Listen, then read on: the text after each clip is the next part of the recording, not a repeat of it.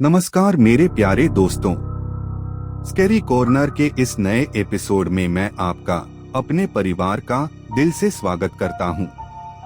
मुंबई के एक नामी कॉलेज में सुमित, नेहा और कविता की दोस्ती की मिसाल दी जाती थी। कॉलेज के पहले साल से ही ये तीनों एक दूसरे के साथ साये की तरह रहते थे। सुमित शांत और हंसमुख था, नेहा कोमल और भावुक थी, जबकि कविता थोड़ी जिद्दी और जुनूनी स्वभाव की थी। वक्त बीतता गया और कॉलेज के आखिरी साल तक आते आते सुमित और नेहा के बीच की दोस्ती प्यार में बदल गई। लेकिन इस कहानी में एक तीसरा कोना भी था। कविता भी सुमित को मन ही मन चाहने लगी थी।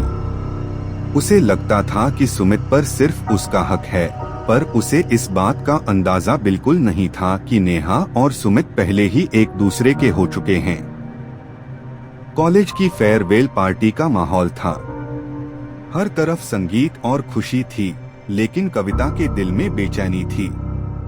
उसी रात सुमित ने कविता को अकेले में बुलाया।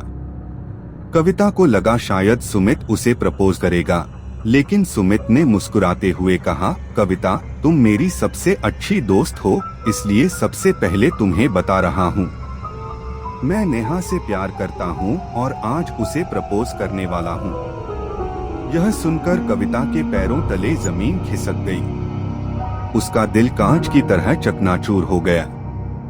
सुमित के जाते ही वह गुस्से और जलन में जलने लगी। उसने तय किया कि वह नेहा से जाकर कहेगी कि वह सुमित को मना कर दे, क्योंकि वह खुद सुमित को पसंद करती है। वह नेहा की तरफ बढ़ी ही थी कि तभी उसके फोन की घंटी बजी। अस्पताल से फोन था। उसके पिता का एक्सीडेंट हो गया था। कविता बदहवास हालत में अस्पताल की तरफ भागी। यह पार्टी में सुमित ने नेहा को सबके सामने प्रपोज किया और नेहा ने खुशी खुशी हाँ कह दी। उन दोनों को कविता के घर पर आई इस मुसीबत की खबर तक न थी। कुछ दिनों बाद जब कविता के पिता की हालत में सुधार हुआ और उनको घर भेज दिया गया था, तब नेहा उससे मिलने घर पहुंची। कुछ देर नेहा कविता के पिता के पास बैठकर उनकी तबीयत का हाल चाल ले रही थी।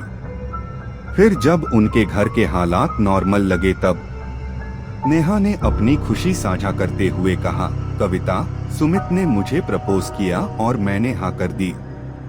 मैं बहुत खुश हूँ। यह सुनते ही कविता के बदन में जैसे आग लग गई। उसने चिल्लाते हुए नेहा को झाड़ दिया, तुमने मेरी पीठ में छुरा घोंपा है नेहा। तुम जानती थी कि मैं सुमित को पसंद करती हूँ, फिर भी तुमने मेरे पिता के एक्सीडेंट का फायदा उठाया ताकि मैं रास्ते से हट जाऊं और तुम उसे छीन सको। नेहा हैरान रह गई। उसने रोते हुए सफाई दी, विश्वास करो कविता, अगर मुझे पता होता कि तुम्हारे दिल में क्या है तो मैं कभी ऐसा नहीं करती। लेकिन कविता पर जुनून सवार था। उसने नेहा को घर से निकाल दिया और सुमित का फोन भी उठाना बंद कर दिया। सुमित ने समझाने की कोशिश की, पर कविता की आंखों पर नफरत की पट्टी बंध चुकी थी। जब कविता ने देखा कि नेहा और सुमित एक ही ऑफिस में काम करने लगे हैं और उनकी नजदीकियां बढ़ रही हैं, तो वह बदले की आग में पागल हो गई। उसने अपनी माँ को किसी अघोरी बाबा के बारे में बात करते सुना था, जो असंभव काम भी कर देता था। कविता उस बाबा की गुफा में पहुंची। गुफा का माहौल डरावना था। हर तरफ खोपड़ियां और अजीब सी बदबू फैली थी। बाबा ने आंखें खोलते ही कहा, जलन तुझे यहाँ खींच लाई है लड़की। तू किसी और का प्यार छीनना चाहती है? कविता बाबा की बात सुनकर चौंक गई। एक पल को सोच में पड़ गई कि बाबा को मेरी मन की बात कैसे पता चल गई। फिर उसको यकीन हो गया कि ये बाबा बहुत ज्ञानी है और बस यही उसकी मदद कर सकते हैं। कविता ने अपनी चिकनी चुपड़ी बातों से बाबा को मनाया और कहा कि वह बस सुमित और नेहा को अलग करना चाहती है। बाबा ने अपनी भारी आवाज में कहा, काम तो हो जाएगा, पर इसकी कीमत चुकानी होगी। मुझे इंसान का ताजा खून चाहिए। क्या तू ला पाएगी? कविता डर गई। पर उसने सोचा कि वह ब्लड बैंक से खून चुरा लेगी। उसने बाबा को हाँ कह दिया। बाबा ने अपनी तंत्रक्रिया शुरू की। कुछ ही दिनों में सुमित और नेहा के बीच छोटी छोटी बातों पर भयानक झगड़े होने लगे। उनकी सगाई टूटने की कगार पर आ गई।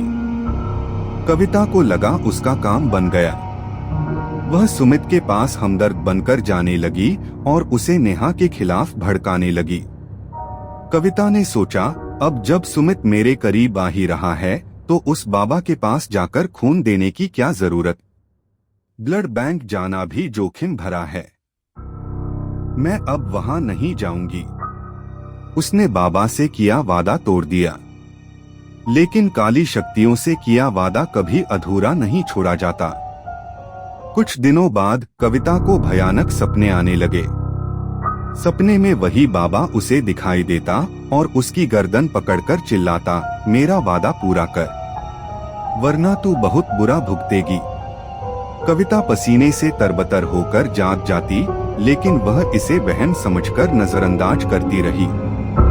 एक रात जब वह सो रही थी, उसे महसूस हुआ कि उसके कमरे के कोने में कोई खड़ा है।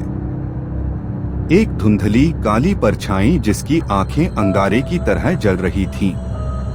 बाबा ने उस पर एक प्रेत छोड़ दिया था। अगले दिन से कविता का व्यवहार पूरी तरह बदल गया। वह इंसानी गोश्त की मांग करने लगी। उसकी आवाज भारी और डरावनी हो गई। वह अचानक हिंसक हो जाती और खुद को चोट पहुंचाने लगती। उसके माता पिता उसे कई डॉक्टरों के पास ले गए, लेकिन विज्ञान के पास इस काली शक्ति का कोई इलाज नहीं था। एक अमावस्या की रात कविता के घर से चीखने चिल्लाने की आवाजें आने लगी। पड़ोसियों ने जब तक दरवाजा तोड़ा तब तक बहुत देर हो चुकी थी। अंदर का नजारा देखकर सबकी रूह कांप गई। कविता ने एक धारदार हथियार से अपने ही माता पिता की बेरहमी से हत्या कर दी थी। पूरे घर की दीवारों पर खून के छींटे थे। कविता कमरे के बीचों बीच बैठी एक अजीब सी भाषा में बुदबुदा रही थी। जैसे ही पुलिस और लोग अंदर घुसे, कविता ने वही हथियार अपनी गर्दन पर फेर लिया।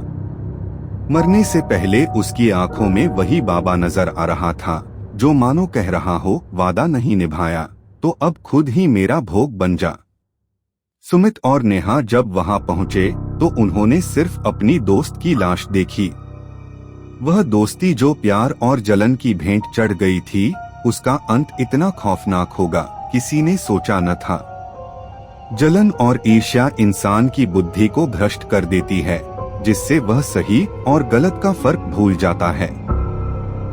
गलत रास्तों का चुनाव, अपनी इच्छाओं की पूर्ति के लिए काले जादू या तामसिक शक्तियों का सहारा लेना हमेशा विनाशकारी होता है। बुरी शक्तियों के साथ किया गया कोई भी समझौता कभी भी सुखद अंत नहीं देता। वे शक्तियां हमेशा सूद समेत वापस लौटती हैं। उम्मीद करता हूं कि ये कहानी आपको पसंद आई होगी।